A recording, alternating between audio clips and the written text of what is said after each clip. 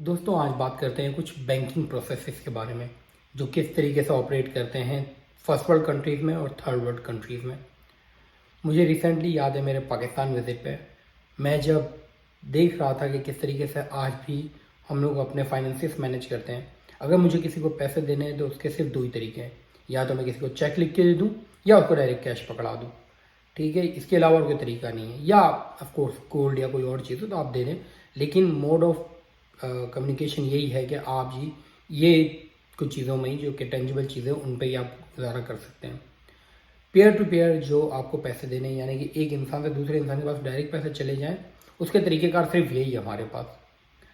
यहाँ पे आप यकीन करें, मैं अमेरिका यूरोप हर जगह की बात कर रहा हूँ कि इस डिजिटल दौर में वो लोग इतने आगे बढ़ चुके हैं कि अब कैश जो है वो बामुश्किल ही किसी के पास होता है।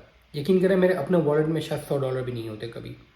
रीज़न क्या है? रीज़न ये है कि यहाँ पे इतनी ऐप्स अवेलेबल हैं कि आप किसी को भी वैसे ही पैसे ट्रांसफ़र कर सकते हैं। आप अगर शॉपिंग के लिए जा रहे हैं तो ऑफ कोर्स प्लास्टिक मनी आप अपने कार्ड वगैरह यूज़ कर लें। अगर आपके घर पे कोई काम करने आ रहा है, कोई प्लम्बर है, कोई शेफ़ है, कोई मेड है, उसको आप पैसे डायरेक्टली ट्रांसफ़र कर सकते हैं। उसके लिए 50 तरह की ऐप हैं, gel, cash app, Venmo, PayPal, पता नहीं कोई 25 करोड़ तरह की चीज़ें हैं जिस तरीके से आप पैसे ट्रांसफ़र कर सकते हैं। वो डायरेक्ट आपके बैंक से लिंक हो जाते हैं। ये सारी चीज़ें इस डिजिटल दौर में वो लोग डिजिटली कर रहे हैं। ना कोई चेकबुक की आपको पेपर करने पड़ते हैं, ना प्रिंटिंग होती है, ना कोई बीच में जो है वो प्लास्टिक मनी या कोई और हैवी मशीनरी। हर चीज़ डिजिटल है, सबके पास स्मार्टफोन है, हर कोई इन चीज़ों को यूज़ कर रहा है। बट अनफॉर्चुनेटली यार हमारे थर्ड वर्ल्ड कंट्रीज़ में आज भी हम लोग उन्हीं चीज़ों पे हैं जो कोई सदियों साल पहले चल रही थी, जो हमारे पेरेंट्स वगैरह ने कभी यूज़ की थी। तो ये एक बहुत बड़ा डिफरेंस है बैंकिंग प्रोसेसेस में हमारे यहाँ। एक और वाक़या याद आया जो पाकिस्तान में मेरे साथ आया, तो सोचा वो भी शेयर करो इसी अलोंग द सेम लाइन्स आपसे। कि मैं पाकिस्तान में गया था अपना एक बहुत पुराना बैंक अकाउंट क्लोज़ कराने। तो बैंक मैनेजर से ज़रा अच्छी बातचीत हुई तो मैंने उससे पूछा, मुझे ये बताइए कि अगर मुझे इस वक्त अकाउंट खुलवाना है तो क्या प्रोसेस होगा। उन्होंने कहा कुछ नहीं, आप कुछ ये फॉर्म्स वगैरह फिल करेंगे, और ऑफ कोर्स वो भी सारे पेपर वाले फॉर्म थे, कोई डिजिटल फॉर्म नहीं थे। कह रहे हैं वो आप फिल करेंगे और फिर जो है वो हम आपका बैंक अकाउंट ओपन कर देंगे और 6 से 7 दिन में आपका एटीएम कार्ड आपके घर पे शिप हो जाएगा। तो मैंने उससे बात सुनी और मैं चुप हो गया। उनको मेरे फेस एक्सप्रेशन नहीं लगा कुछ बात गलत हुई है। तो उन्होंने मुझसे पूछा कि आपके यहाँ अमेरिका में कैसे होता है। मैंने कहा कि मैं जब पहली दफ़ा अमेरिका आया था, मुझे अमेरिका आए हुए 6 घंटे भी नहीं हुए थे और मुझे मेरे ऑफिस वालों ने बैंक में भेजा था। मैंने बैंक में जाके अपना अकाउंट खुलवाया। अकाउंट खुलने में शायद कोई लगे थे 15 से 30 मिनट शायद, और मेरा एटीएम कार्ड उस अकाउंट खुलने के बाद मुझे उन्होंने मेरे हाथ में दे दिया विद इन 3 to 5 मिनट्स। अब वो बैंक मैनेजर को यकीन नहीं आया कि 3 to 5 मिनट्स में कोई आपको एटीएम कार्ड आपके हाथ में दे सकता है। उन्होंने कहा नहीं ऐसा तो हो ही नहीं सकता। मैंने कहा एग्जैक्टली ऐसा ही हुआ था। एक्चुअली मुझे जो बैंक की रिप्रेजेंटेटिव थी उसने कहा कि मैं 15 मिनट में आपका कार्ड दे दूंगी, प्लीज़ गिव मी 15 मिनट्स, और 3 से 5 मिनट उसने ला के दे दिया। तो उन्होंने मुझसे कहा कि अच्छा उनके पास प्रिंटिंग मशीन होगी ना, हमारे पास प्रिंटिंग मशीन नहीं है, हमें हेडक्वार्टर भेजना पड़ता है, वो लोग आगे प्रिंटिंग कंपनी वेंडर को बोलते हैं, वो लोग प्रिंट करके भेजते हैं। प्रॉब्लम ये नहीं है कि उनके पास प्रिंटिंग मशीन नहीं है, प्रॉब्लम ये है कि हमारे पास सिस्टम नहीं है।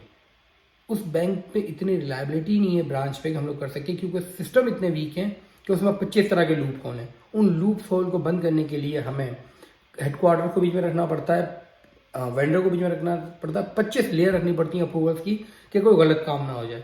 क्योंकि एक तो लोगों की ईमानदारी का मसला, दूसरा सिस्टम की इम्प्लीमेंटेशन।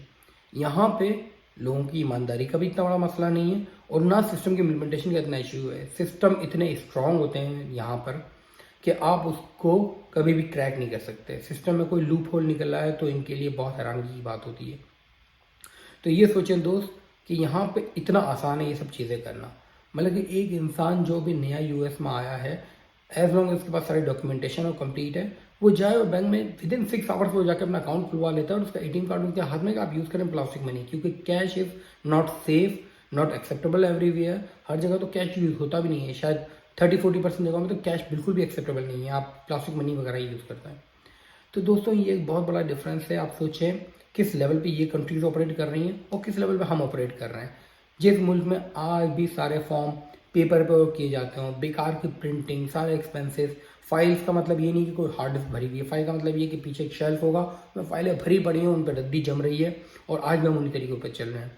ये एक बहुत बड़ा डिफरेंस है दोस्तों, जो शायद हमें ख़त्म करना है। और इस डिजिटल दौर में वाकई डिजिटल हो जाना है, ये सारी चीज़ें जो है हमें ख़त्म करनी है। और सॉफ्टवेयर जिस पर पूरी दुनिया रिलाई कर रही है, खुदा के लिए उस पर रिलाई करें।